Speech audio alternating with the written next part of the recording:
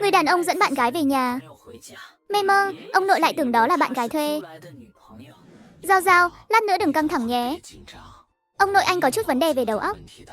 Nếu ông nói linh tinh thì em đừng để ý nhé. Mê mơ, em biết rồi.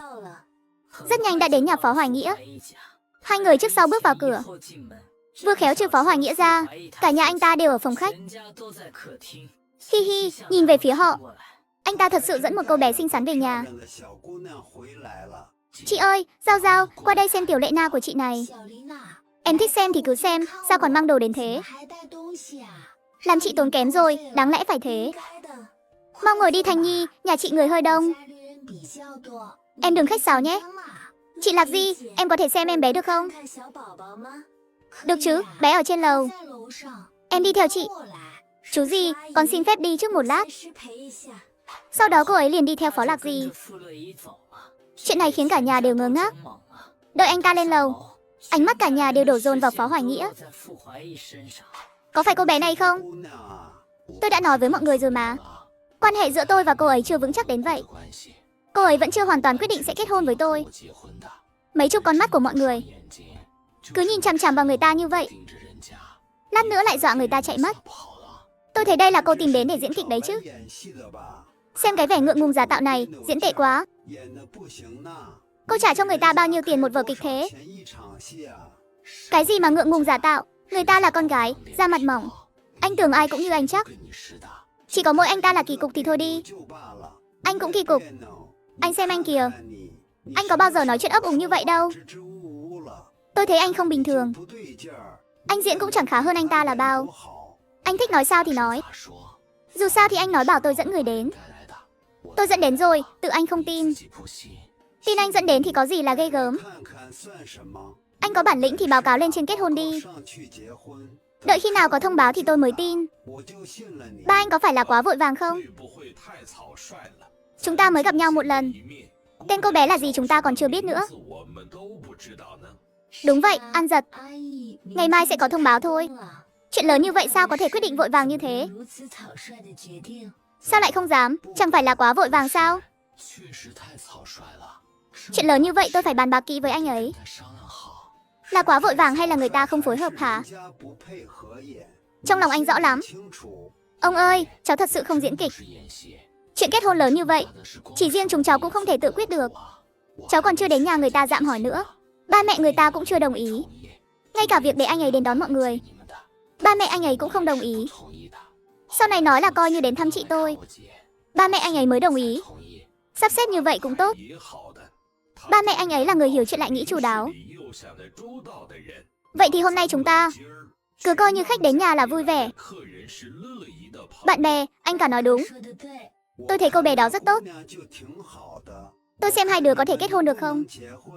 Ông ơi, ông thật sự thấy cô ấy rất tốt sao? Mê mơn, rất tốt. Vậy cháu muốn kết hôn với cô ấy, ông sẽ không phản đối chứ? Tôi phản đối cái gì? Chỉ cần cháu đừng kết hôn với cái thằng nhóc mấy hôm trước là được. Tôi sẽ không phản đối. Ông ơi, ông có thể đừng nói xấu người khác được không? Chuyện này thì dễ giải quyết thôi. Người ta còn nói nhà họ chỉ là gia đình công nhân viên bình thường. Sợ ba mẹ nuôi anh ta ăn học không dễ dàng. Với thân phận của ông mà còn nói linh tinh. Lỡ mà chuyện này truyền ra ngoài, cấp trên đuổi việc anh ta thì ông chịu trách nhiệm à? Anh ta đâu phải người nhà tôi. Tôi dựa vào cái gì mà phải chịu trách nhiệm? Vậy thì ông đừng nói lung tung nữa. Người ta còn chưa có đối tượng nữa. Ông nói lung tung không chỉ ảnh hưởng đến công việc của người ta, còn ảnh hưởng đến việc người ta tìm đối tượng nữa. Người ta rõ ràng chưa nói hết. Thấy mọi người chưa đợi anh ta nói xong, Phó Hoài Nghĩa liền bực bội ngắt lời. Ông có thể đừng nghe ông ấy nói linh tinh được không? Ông ấy không muốn tôi tốt đẹp, anh không thấy sao? Tôi ghét nhất là ông ấy. Anh còn cứ thích xe riêng lung tung. Anh cũng đừng chụp mũ lung tung cho người khác. Anh ta không mang chuyện này ra nói. Chỉ là tế nhị nhắc nhở tôi thôi. Nếu anh ta thật sự muốn hại anh thì đã viết đơn tố cáo rồi. Người ngay thẳng không sợ bóng đổ, cứ để anh ta viết đi. Tôi mới không sợ.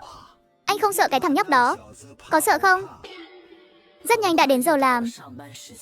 Tối hôm đó vừa hay là Lâm Ngọc Giao trực ca. Đột nhiên có 3 vị khách không muốn gặp bước vào. Thần thần thích bút nào thì tự đi lấy đi. Nhưng đừng lấy nhiều. Chỉ được lấy 2 cái thôi. Vâng, Vương Thần Thần chạy đến giá để bút. Lấy cả ống bút. một tay lấy hết ra. Rõ ràng cả ống bút đều giống nhau. Còn lục lọi lung tung nữa. Lâm Ngọc Giao vội vàng đi tới. Cháu cần gì thì nói với cô. Cô giúp cháu lấy cho. Nói đi. Vương Thần ủy khuất ôm chân Lục Giang Đình và dùng ánh mắt ủy khuất nhìn Lâm Ngọc Giao. Hôm nay chỉ có một mình cô ở đây sao? Mấy người muốn mua gì có thể nói với tôi. Tôi giúp mấy người lấy cho. Mấy người đừng tự ý chạm vào lung tung. Hỏng rồi là phải đền đấy. Ngọc Giao, tôi không biết hôm nay chỉ có một mình cô ở đây. Nếu biết thì tôi đã không đến rồi. Còn cố tình chọn thời điểm này để đến. Chẳng phải là vì Chu Tĩnh và những người khác đều tan ca rồi sao? Thôi được rồi, chuyện đó không quan trọng. Mấy người có mua đồ không? Muốn mua thì mua. Không mua thì đừng đứng đây chắn đường. Sau đó Vương Thần trực tiếp ba một tiếng khóc lớn. Ngọc Giao, tôi biết cô không thích chúng tôi. Chúng tôi chỉ đến mua 2 cây bút thôi mà. Cô đừng dọa con bé. Lâm Ngọc Giao trực tiếp lấy ra 2 cây bút, 1 hào 1 cây. Phương Tình lén nhìn Lục Giang Đình, phát hiện anh ta vẻ mặt thất thần. Tức giận đến mức cô ta nghiến răng, bực bội móc ra 1 hào. Đi thôi, Lục Giang Đình thầm đau khổ. Thở dài rồi đi theo Phương Tình rời đi. Vốn dĩ 3 người đều đã đi rồi. Không bao lâu sau, Lâm Ngọc Giao lại thấy Phương Tình quay lại. Ngọc Giao, tôi mua thêm 2 quyển vở. 1 hào, Ngọc Giao. Tôi sắp kết hôn với Khương Đình rồi. Chúc mừng nhé, Phương Tình cảm thấy cuối cùng mình cũng thắng rồi. Cô ta vốn dĩ mang tâm trạng đến khoe khoang, chủ động khiêu khích. Anh ta cũng không đáp trả. Trong lòng cô ta luôn cảm thấy thiếu chút thành tựu. Ngọc Giao, cô thật lòng chúc phúc cho chúng tôi sao? Đương nhiên rồi, 2 người ở bên nhau tốt cho cả hai. Cô thấy sao? Cũng đúng. Ngọc Giao, tôi còn tưởng cô sẽ hận tôi chứ. Thật không ngờ cô có thể thật lòng chúc phúc cho chúng tôi. Nói thật, đổi lại là tôi thì không làm được đâu. Nói thật, tôi thật ra đã thích Giang Đình từ lâu rồi. Nhưng lúc đó anh ấy thích cô.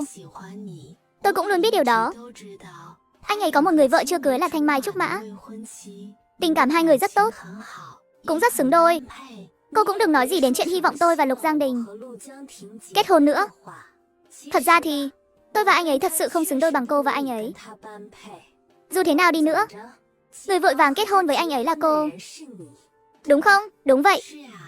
Cho nên tôi đặc biệt đến đây cảm ơn cô. Ngọc Giao, thật không ngờ. Chớ trêu thay, cô và anh ấy lại hủy hôn, mà tôi lại có cơ hội gả cho anh ấy. Tôi còn tưởng ít nhất cũng phải đợi anh ấy thành người đã từng kết hôn thì tôi mới có cơ hội. Thật không ngờ mà. Ngọc Giao, tôi lại tin cô một lần nữa. Thanh toàn cho cô. Cảm ơn, tôi nhận rồi. 2 người khi nào kết hôn? Tôi đến gửi chút quà mừng. Cô còn giả vờ giỏi thật.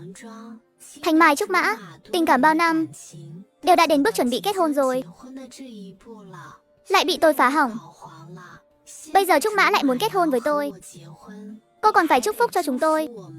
Tôi có thể tin được không? Đầu tháng sau, mùng 8, chúng tôi sẽ đăng ký kết hôn trước rồi mới làm tiệc cưới.